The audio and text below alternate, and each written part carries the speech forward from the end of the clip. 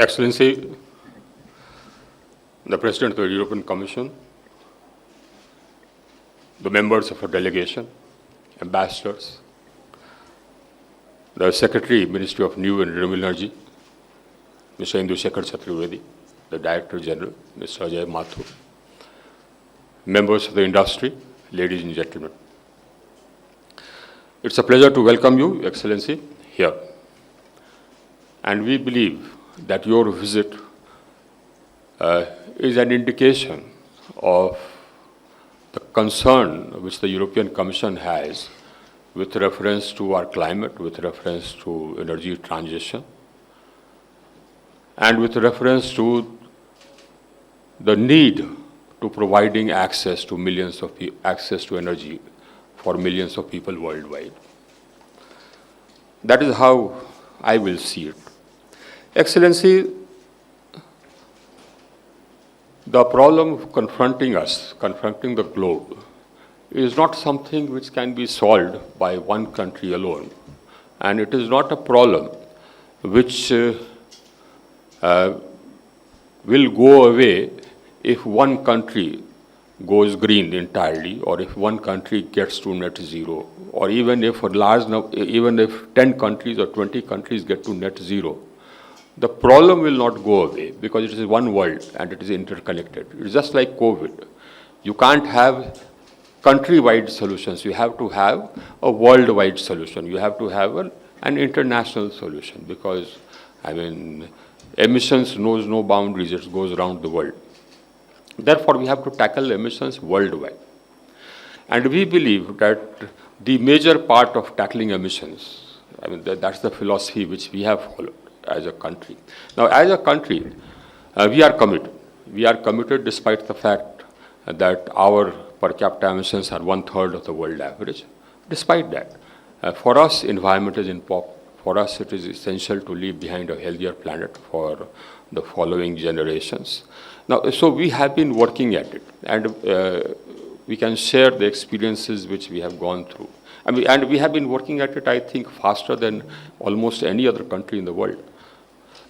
We have added 163 gigawatts, that's 163,000 megawatts of renewable energy capacity, non-fossil fuel capacity, which is about 41%, 42% of our generation capacity. Now, this is a target which we had set for ourselves to be achieved by 2030. We've achieved it by November 2021. That's the pace of change which we have set. We have not stopped. We have upped our ambition. In Glasgow, we decided that we'll increase our installed capacity of non-fossil fuels, sources of electricity, to 500 gigawatts, which is about 500,000 megawatts. Now, we've also decided that we'll reduce our emissions intensity by 45% by 2030. Now, we had pledged in Paris that we'll reduce our emissions intensity by 33%. We've already neared that. We are already near about 30 odd. That's our estimation. So we'll cross that again much before 2030. That's why we upped our ambition. In fact, we are the only country, only major economy whose actions are consistent with a sub-2 degree rise in global temperature. And all this despite the fact that our per capita emissions are, as I said, 1/3 of the world average.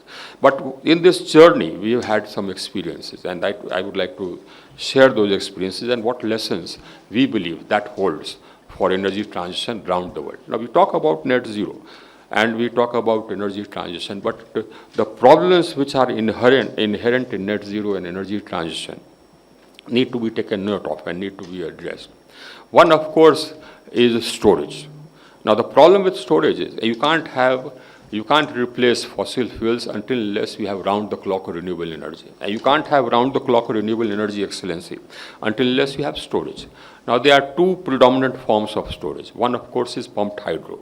So that is something which we are exploiting, but that is limited by location, etc. The volumes are large, and economically it works out cheaper than the battery storage, but it is not mobile, and it is stationary, and it is limited by the geology or the geography, etc. The other, of course, is battery storage. Now, the present cost of battery storage is about $6 per unit. Now, that's expensive. That's expensive when you consider that the price of solar today is about $3. In fact, less than $3. So if you add storage of about $6, the price of electricity goes up to about $9, which is difficult for poor people to afford. So we have to make storage affordable. Now that requires volumes. That requires investment in volumes. That requires investments in manufacturing. Unfortunately, not much has been done in that.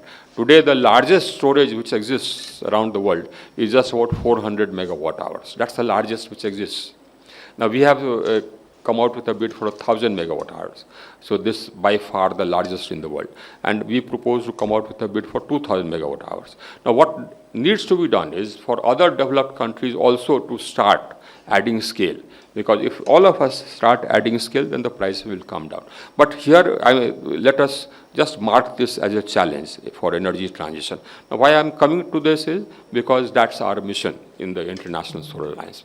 Our mission in the International Solar Alliance is number one, to provide electricity, access to electricity to the millions of the deprived people around the world, and do it in a way that does not harm the environment. That is by using solar power, which we believe is cheap, is plentiful, it is available everywhere.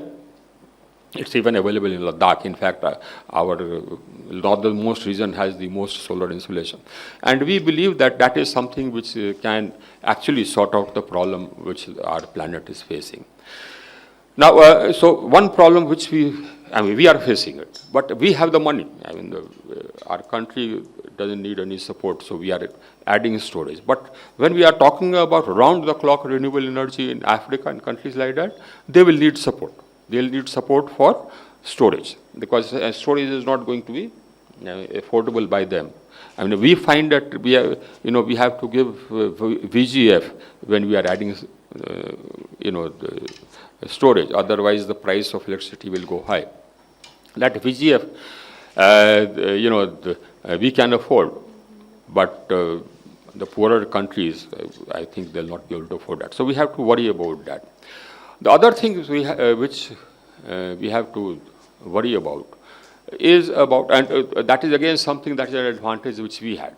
As I said, we have added about our capacity, non-fossil fuel capacity is 163,000 megawatts, out of which if you leave out nuclear, which is about 6,000, 7,000 megawatts. So the non-nuclear renewable energy is about 157,000 megawatts. So that capacity, out of that capacity, our solar and wind energy, etc., would be around 110,000 megawatts would be solar and wind if you leave out hydro. Now that capacity we have not had to invest money in, because we hold bids and people come and invest. But for that to happen, so we haven't had to put out any money for that, and the investments are coming. Even during COVID, even in 2021, the investments, the FDI, foreign direct investment, in our renewable energy capacity was $11 billion, even during COVID. So we are still adding capacity, renewable energy capacity. But that won't happen in Africa. Investment will not come. So that is again something which we have to think about. Now, why it won't happen in Africa is because people need, investors need security. This is something, adding renewable energy or adding renewable energy capacity is something which can be done, which companies will come and invest in all sectors. In generation, private sector people will come and invest. That's what's happening here. That's how we've added that capacity. Private sector investors come and invest in transmission. Now that is what is happening here. We added, we've connected our whole subcontinent-sized country into one grid running on one frequency. It's the largest single unified grid running on one frequency in the world. So now we can transfer about 112,000 megawatts from one corner of the country to another at a single frequency. But now a large part of it was done by the private sector. We hold bids, they come and invest, they set it up, and they get tariff. But that won't happen in Africa. So there. Then similarly, distribution. I mean, distribution is again something which the private companies do and can do. So that can also happen in Africa. But then again, all this points to the need for a guarantee fund, a credit guarantee fund. Number one, there has to be a credit mechanism. Now, we heard a lot of talk about, money being put aside in green funds for $100 billion, etc. Nothing of it is materializing. Now, if it doesn't materialize, I mean, the world will go on. I mean, it will go on till so long as we live, and maybe for the next generation, the generation thereafter that. But after that, and it's not going to get solved just by talking.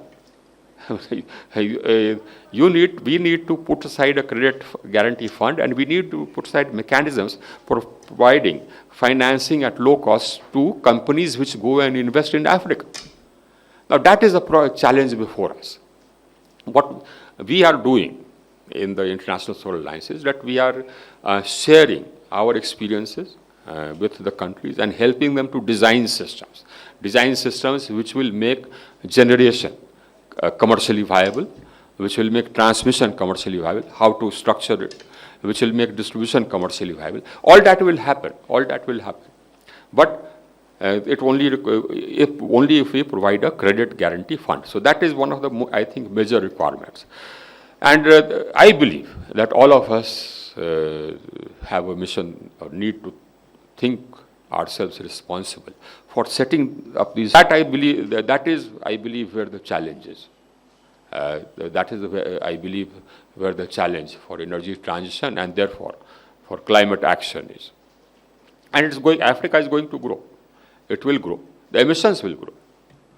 And unless and until we start putting in place mechanisms to make sure that that growth is a green growth, we'll have a huge continent size, mass, which will be, whose emissions will keep increasing. Therefore, thereafter it won't matter whether some country goes to net zero and some in 2035 or some country goes to net zero in 2050. Now, another thing about so this is one part of it. The second thing, of course, is the hydrogen. Now, green hydrogen is again something we are investing in. We have come out. I mean, our Prime Minister has announced a green hydrogen mission that has huge potential, huge promise.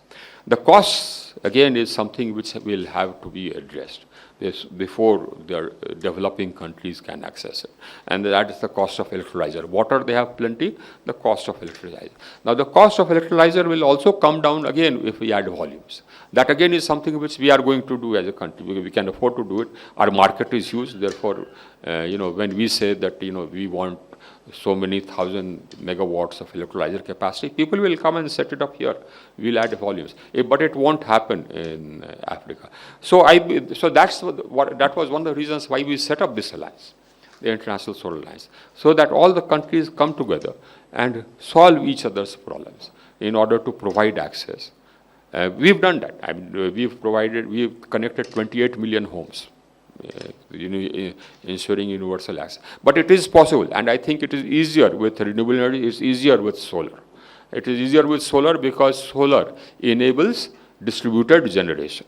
So it is easier with solar. And we would expect the developed world, I mean, who seem to be now very committed. I say seem to be, very advisedly. And I'm known to be a blunt person, so I'll remain what I am. So the developed world seems to be committed to energy transition and to reducing emissions. But if that commitment is actually going to be real, then these are the things which need to be addressed. And we expect the European Commission to be a large part of it. Thank you, Your Excellency. Thank you very much, Your Excellency.